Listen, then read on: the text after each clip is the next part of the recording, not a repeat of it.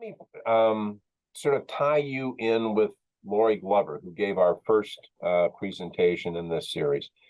You did a nice job sort of framing out the differences between the cosmos and the locos. Why did the locos end up losing? Yeah, that's a great question because they did have majority support. I think that if there was a Gallup poll at the time of the Philadelphia Convention, I think the majority of the American people would have been fine with the Articles of Confederation, despite all the problems that we see in hindsight. And in part because at the local level, their needs were being served better than they had been, certainly during the Revolutionary War and during the Revolutionary, and during the colonial period. There was more representation in the state legislatures. There was a problem of debt, but they were also printing money. That's the solution for that. And of course, the people that didn't like that were the creditors, the elites. They're the ones that were hurt the most by that. So I'm not answering your question because I think that part of it is power politics. And I think at each of these state ratifying, events, the Federalists are more elite, have more money, they have the printing presses. And so I don't want to say that they cheated in each of these events, but in some of the states, there was some dirty politics. Massachusetts in particular, where the Federalists really kind of rolled to victory. And they also, to give them credit, again, with the printing presses, they did succeed in persuading folks that this was a better way than the Articles. I think one of the excellent points. I think one of the things, and this is a brute power kind of point, is that organization beats disorganization. And one of the things that the Federalists had going for them was a coherent central argument. The Anti-Federalists were all over the map in terms of there are some things about the Constitution we like, other things we don't. Some didn't want to have it at all. I mean, so they didn't really coalesce around an argument, and then politically they didn't coalesce around an organization. So it's just one of those interesting things from the course of history. And we know the Anti-Federalists as the people who simply lost to the Federalists. It's like the Tampa Bay Devil Rays are in fact the anti-Rangers, since the Rangers they formed up, for anybody who's curious about that. The Rangers are playing the anti-Rangers right now. That's exactly right. That's exactly right. All right, so we have a question here from Diana Garcia, I think. Did the Iroquois Confederacy influence the writers of the Constitution? Yeah, excellent question. And something that has become very popular, has been very in vogue to discuss. And I always hate to break it to audiences that, at least among academics, most academics, there's not a lot of weight put in the influence of the Iroquois Confederacy. And that doesn't mean it didn't have any influence at all. Our main source for this is a letter that Benjamin Franklin writes referring to it. So we know that it was a model at the time, that it certainly existed, and that the founders were aware of it. And it's hard to prove something you don't have lots of evidence for, and there's not a lot of other written evidence for it. So we do have something, but we don't have a lot to go on for the influence of the Iroquois Confederacy. Okay, another question from Nina Legg. Do any of the Anti-Federalist papers cover the Ninth Amendment? Yeah, that's interesting because in some ways, well, I mean, first of all, I guess that amendment comes later, and I guess so. The question, I think the good point here is that the Ninth Amendment, which reserves the power to the people, that for things that aren't otherwise expressed, was a very anti-federalist idea. And the way that these amendments were written, they were written in a way to attract the anti-federalists. So I think both that and the allusion to state control in the 10th Amendment are both things that, Anti-Federalists would liked. But they're just vague enough that, again, the Federalists don't feel like they're throwing away that much. And Right. and Nina, next week, this is a question you can ask Charlie Flanagan as well, because he will talk That's right. about the Bill of Rights. And the Ninth Amendment basically just says there are other rights out there. It doesn't say what those rights might be. It's just that this is not an exhaustive list of the rights. And that's something to pursue perhaps with Charlie next week. I think that's a great idea. Other questions?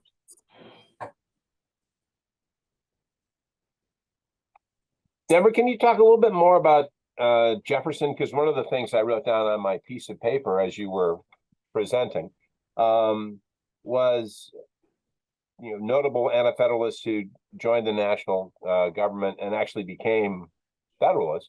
But even more so, Thomas Jefferson's role in all this, because one of the things, and this is especially true in common political discourse, is that Jefferson was in fact an Anti-Federalist. And it always strikes me that he was more Hamlet-like. He was sort of like, some things I like, some things I don't like. I can't really make up my mind. Can you talk a little bit more about Jefferson and the Anti-Federalists? Yeah, so I think, one reason I think he gets labeled as an Anti-Federalist is because, again, his views did, and especially later views, did cohere quite closely to the Anti-Federalist pattern, of supporting sort of a rural, rural power, agrarianism, what we call strict constructionism, Jefferson and all these things. He didn't really participate in the fight much. So that's why I personally don't label him as an Anti-Federalist. From Europe, we have letters, particularly that Madison and Jefferson exchange. And Madison, sends Jefferson, what they're working on. And Jefferson, for the most part, likes it. But the big thing he seizes on is what everybody else says. And that is, where's the Bill of Rights? This is great, but where's the Bill of Rights? Washington sends it to the Marquis de Lafayette. Lafayette writes the same thing. Where's the Bill of Rights? So I think there was an expectation that a frame of government would have that at this point. And so I do think it's easy to imagine if Jefferson was in, the United States during this whole thing, it's very possible that he might have sided with his fellow Virginians. He might have been with Mason and Patrick Henry. In some ways, by being away, he escaped the stigma of being an Anti-Federalist. Nobody had a great political career. I shouldn't say nobody. Monroe becomes president, of course. But a lot of the folks that were Anti-Federalists are kind of damaged goods politically after this. And I guess George Mason is the best example of that. He had been a mentor to George Washington. He had been really mentor to all these other Virginia political leaders. And he's kind of a persona non grata after this. He's kind of out of the friend loop. For a time, he becomes something of a frenemy. And Washington more or less breaks off communication with him for the rest of his life. So Jefferson, escapes that fate. Although he did break off communication with Washington too, but for other reasons later. The only two that come to my mind are Elbridge Gerry. And he was a vocal opponent of the Constitution. Then he became, an engineer of safe districts, and maybe Luther Martin. But I mean, there weren't a hell of a lot of them, I don't think. Yeah, that's right. And one question I've gotten from Humanities Texas before, I don't have a good answer to: why do we call it gerrymandering and not gerrymandering? I don't know. These are the mysteries of history, Joe. This is why we need the history happy hours to ponder these questions. All right, a couple more questions that have popped up in the chat. Did the Federalists and Anti-Federalists think of themselves as opposed to each other or as political parties, or is that idea that something that comes along later? Yes, I think the idea of political parties does come along later, and maybe, I think Joe, what you mentioned, I think is true with the Federalists. I do think they think of themselves as a more coherent group, and they act like a more organized group than the Anti-Federalists did. One of the real shortcomings of the Constitution that I think we feel to this day is that it didn't anticipate political parties. It acts like political parties don't exist because that was kind of one of the ideals of the day, was republicanism, this idea that we're all in it together, and everything is focused on separating the powers of the executive from the legislative from the judicial. Nothing is focused on, the question of what if one political party captures all the branches of government or both houses of Congress or anything like that. It's just not conceived of. And so in the same way, the Anti-Federalists and Federalists aren't really conceiving of themselves as parties. In those very first parties, once they do start in the 1790s, the Federalists and the Anti-Federalists, or the Federalists and the Democratic Republicans, one reason I call them proto-parties is that they both think that they're just going to be the only party, that they just need to get rid of the other one. And then they can go back to what the mean was, no, just one party or no parties, when in fact we learned that all of American history, you're going to have a two-party system, not by design, but really by default, because there's no allocation of political power for different parties, like in a parliamentary system. So we have meaningful third parties in American history, but they're usually short-lived because no matter how well they do, they get no power in our system. So we're probably always going to be a two-party system. And part of that period of time, the notion of political party, and this was true for Jefferson, it was true for Washington, Hamilton, Madison, was part of the corruption of British politics, right? And so the notion that you would have parties, Madison warns against the spirit of parties in Federalist number 10. The notion you would have parties would suggest that we were falling into this kind of corruption and we were building ourselves anew. This was a new world. And the thing about the new world is that you take the baggage from the old world as well. And in that baggage is self-interest and difference. So one last question. I think we have time for one last question before we go to the document. What were some of the arguments of the Federalists who opposed the Bill of Rights? Aha. Wow, what an amazing segue that is to the documents. Can I answer by going to a document? I won't stop you. Maybe Liz will. No, right. I didn't even plant that question. It's just, oh my gosh. Okay, works wonderful. out. Because, and it's not even the order that I was going to discuss the documents, but the great thing about the History Happy Hour is that you can have dessert first here. So let me see if I can figure out how to just bring it up. Wait just one second. So what I'm gonna bring up is a Federalist paper that answers this exact question, Federalist 84. And let me just, it keeps wanting me to bring up the toast, so I'm gonna have to bring up the toast here in a second. But I'll get rid of everything else first. Okay. Now I should be able to share. Yeah, wait. That. All right, so if you are following along and you want to look at the documents, if you have Federalist 84 and you want to bring that up. I dropped it in the chat too. Okay, so other people, you can look at it in a much more efficient way than I am bringing it up. And I will share it. Denver, I can share my screen if you want me to. All right, I got it right it here. looks like you got it. Great. Here we go. Okay, so yeah, so I kind of teased you during the presentation in terms of talking about the arguments that the Federalists had against the Bill of Rights.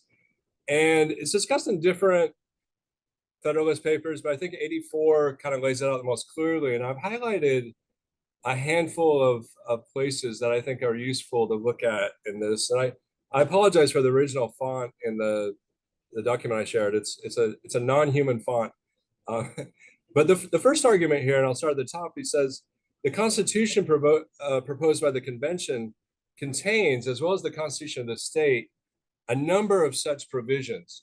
And so one argument of the Federalists was that the Constitution actually included things that we would normally associate with a Bill of Rights, and that the state constitutions did as well, whether they had a Bill of Rights or not. In New York, the state where the Federalists was written and was primarily part of that ratification struggle, actually didn't have a Bill of Rights. So if we come down to this second yellow spot, Hamilton points out there's also things in the original Constitution that are actually better than the Bill of Rights. And things like no titles of nobility, which doesn't even show up in the New York Constitution or some other state constitutions. It actually went farther than other ones. So that was one argument. As I run through these, think in your own mind if these sound persuasive. Another thing that he says here is that Bill of Rights are really associated with monarchies. This is something that, this is from the old world, to use Joe's language from a minute ago. Magna Carta is something of a Bill of Rights, and this was negotiated, of course, in the Middle Ages with King John. And if you see down here, he says, "It's evident, therefore, that according to their primitive signification, they have no application to constitutions professedly founded upon the power of the people and executed by their immediate representatives and servants. Here, in strictness, the people surrender nothing, and as they retain everything, they have no need of particular reservations. We, the people of the United States, to secure the blessings of liberty." And it goes on. So the basic point is, the people made the Constitution. How could they take rights away from themselves? And so that was one of the arguments of the Federalists. We don't need this. We made the Constitution. Why would we take away our own rights? This point right here gets to the Ninth Amendment and the really good question that we got. And what Hamilton says is that once you start listing rights, it's actually dangerous. You don't want to, because you might forget something. You might leave something out, and then the people won't have that. And I think that helps to explain why we get the Ninth Amendment. And then the closing argument. This is where Hamilton drops the mic. He says the Constitution is itself, in a rational sense and every useful purpose, a Bill of Rights. So he's saying the whole thing is a Bill of Rights. If you like Bill of Rights, I mean, there you go. And so I'll stop sharing for a second. So in other words, they came up with a lot of arguments. They all failed. The people heard all of that and they said, "Yeah, I understand. You're telling us the Constitution is already a Bill of Rights, but we would actually like a Bill of Rights." They didn't trust that it was actually going to happen. And it's kind of amazing that the Federalists put up such a fight for so long on this point before finally just, again, creating this compromise that, hey, we'll take care of this in the first Congress. And it's a different age. I think today there would be a lot of cynicism and no one would actually trust that would happen. People would be like, yeah, right. It's going to be an amazing Bill of Rights. But different time, and Madison followed through. He actually did, as the leader of the House, carry through the Bill of Rights. What about this is me as a brute political scientist and not an elegant historian like yourself. What about the strategic utility of buying off the Anti-Federalists who were hostile to the Constitution and trying to get them to support the new national government, which was by no means, and you made this point earlier, inevitable? Yeah, that's a great point. And speaking of cynicism, so that's exactly how the Federalists thought, Joe. You cynical Federalists, that we'll buy their support, and they even had a phrase for it. So we're going to get really 18th century, All right, we're going to take a really nerdy turn. I imagine there's no whalers here tonight, meaning people that like harpoon whales. It might feel like it sometimes when you're teaching your classes, but they had a phrase. It was called throwing a tub to the whale. And what that basically meant in this older times when people did kill whales with harpoons is that if you threw a tub or a kind of a flotation device into the ocean, it would confuse the whale. It would get distracted. And that's when you put in your harpoon. And this is what Madison and others called the Bill of Rights. It was the tub they were throwing to the whale being the people, the Anti-Federalists, that it would distract them enough that they would agree to the full Constitution, and they wouldn't try to make all these, changes to the structure and the stronger national government that they really wanted to keep. So there we go. That's the nerdy cynicism and killing of mammals. I can bring up another document. We want to look at a little more. Does that sound good? Let's do it. All right. So let's go to the Mr. Bill of Rights himself. I'm going to share George Mason's objections to the Constitution. And the first paragraph here kind of gives the history of this document.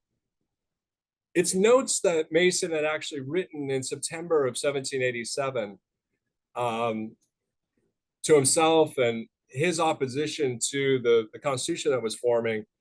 And he shares them out to George Washington. And then they become more publicly known the next month in October, almost exactly October 3rd. We're close to the anniversary of this. So this is George Mason's objections. As you can see, number one, at the very top, there is no Declaration of Rights. This is something he really, really focused on. Number two, this issue I was kind of getting at, in the House of Representatives, there's not the substance, but only the shadow of representation. Again, these very large congressional districts, how is anybody going to know their representative? The Anti-Federalists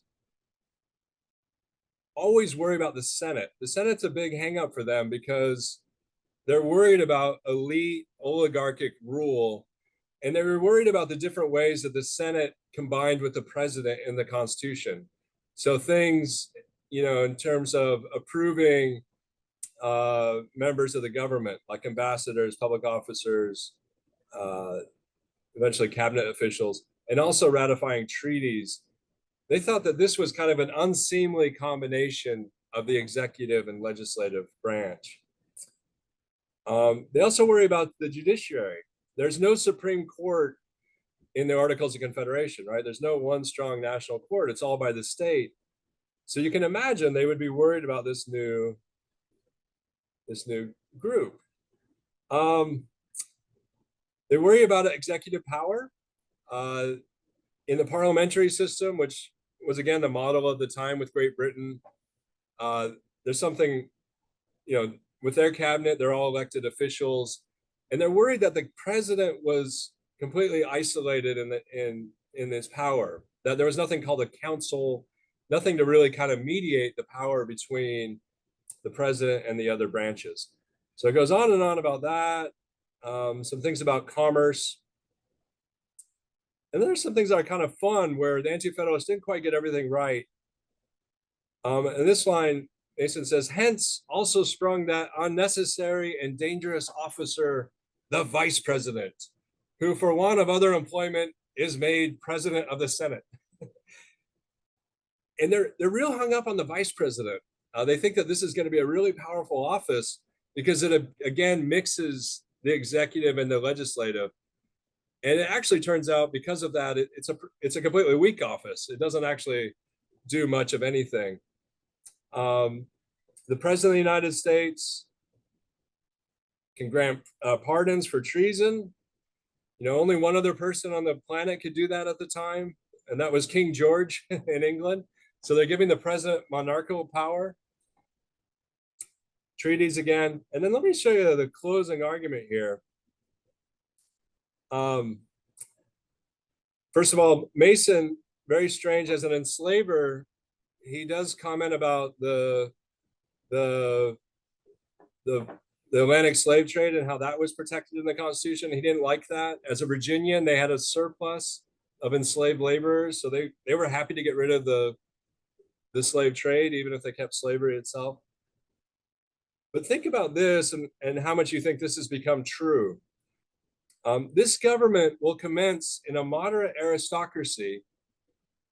It is at present impossible to foresee whether it will, in its operation, produce a monarchy or a corrupt, oppressive aristocracy.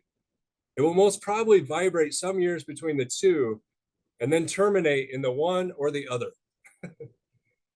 And I don't know if any of the teachers have any thoughts about this, if how much this seems like it's come true. Are they anti-federalists? Are they too negative?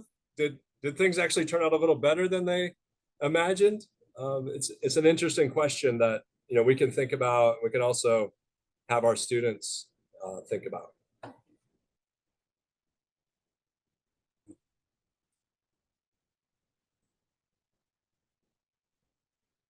There is a question. Virginia was the only one of the original 13 states that debated entering slavery after the American Revolution. That debated, phrase that one more time again, that debated. Virginia, this is from Kimberly Chandler. Virginia was the only one of the original 13 states that debated entering slavery after the American Revolution. Kimberly, exactly what do you mean there?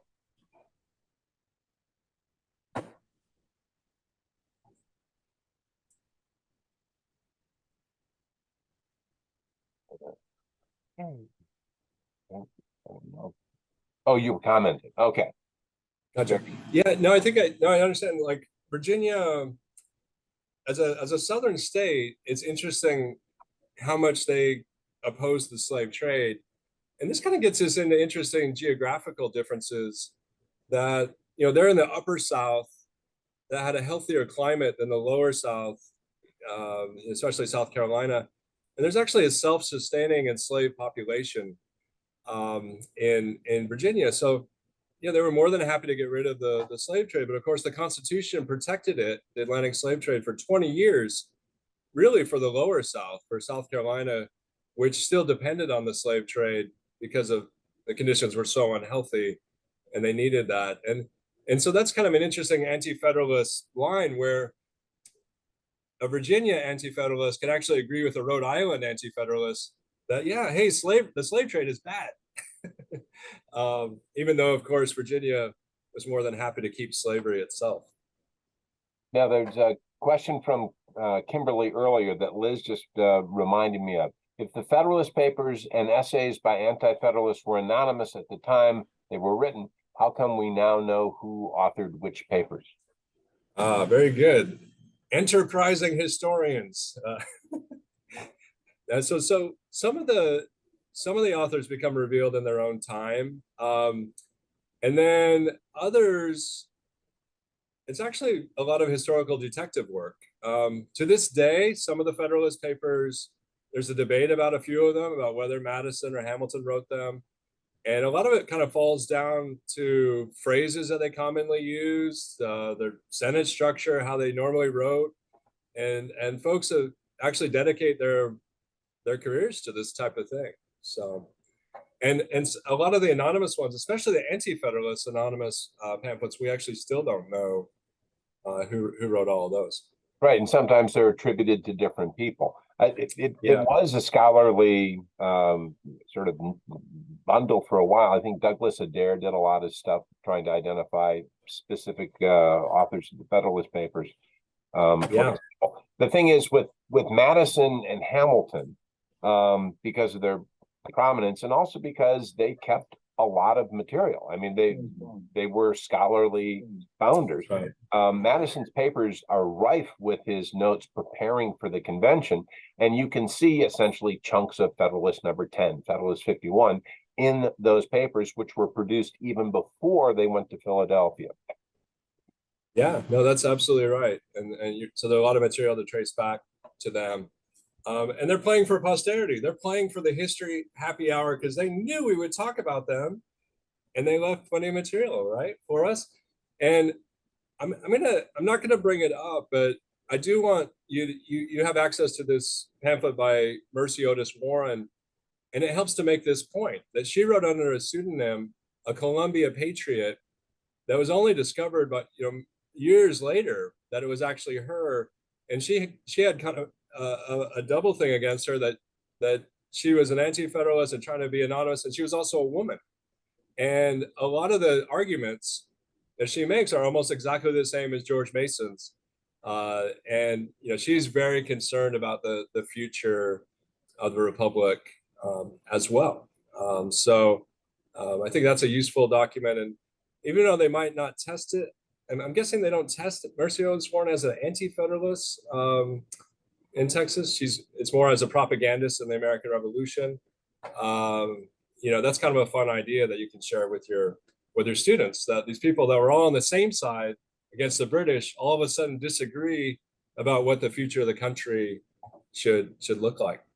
And in fact, there is something of a generational difference between those who were at the Continental Congress when they drafted the Olive Branch petition all the way through the Declaration of Independence, and those who were at the Constitutional Convention. I think only 11 people who signed the Declaration signed the Constitution, for example. So you're dealing with a different generation of folks in some senses. That's true. That's true. That's good. Joe, you're my favorite political scientist historian. Historians think I'm a political scientist. Political scientists think I'm a historian. That's good. Keep them guessing. Keep them guessing. Well, I don't know if there's another question. If there is, we can take it. I can also close with some toasts. The Virginia ratifying toasts. If folks are up for it, you got to get your beverage of choice ready, though. Don't worry, you have plenty of time because I have to share my screen, which is very challenging these days. Oh, there we go. All right, so this was published in the Virginia Journal in July of 1788. This is from Alexandria, Virginia, and it took place in that tavern I showed you the picture of, which the building exists to this day. It was called Wise's Tavern. And so we'll start with the first toast. It was to the Convention of Virginia. So they have to thank the convention for doing such a good job for ratifying the Constitution. So huzzah to that. The second one is the states which have ratified the Constitution. And I love this. May their example be followed by those who are yet to decide. Huzzah to the smart states. We always have to thank the King of France, and this is kind of a veiled reference to him, to his most Christian majesty, as the effects of his friendship will be immortal, so may the gratitude of America never cease. Of course, he would lose his head a little bit after this. Poor Louis XVI, we have to toast him. So the mood is high. They have to bring it down a little more somber now.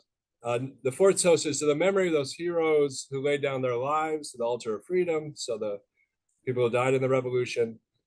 Then they bring it back up with another Frenchman, to the Marquis de Lafayette. Toast to the Marquis.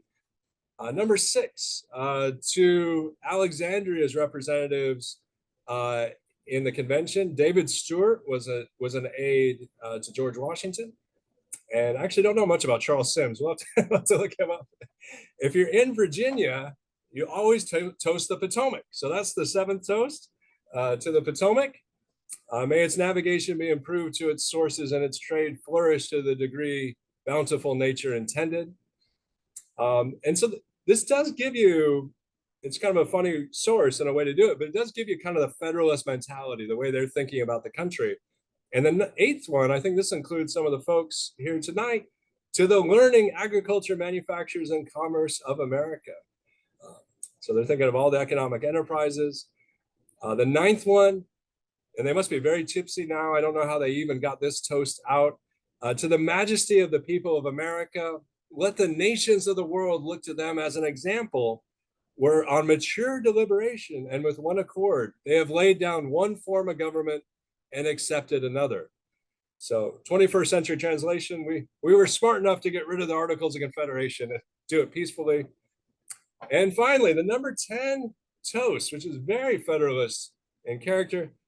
To the union and harmony among the members of the federal empire, may its various natural resources be improved to make the people happy and the nation glorious. Huzzah. So isn't that incredible, Joe? To the federal empire. I mean, it sounds like Star Wars kind of stuff here. And with that, and as somebody who has knocked back more than a few drinks with Denver over the course of our relationship, I toast you, my friend, and thank you so much for an exceptional presentation.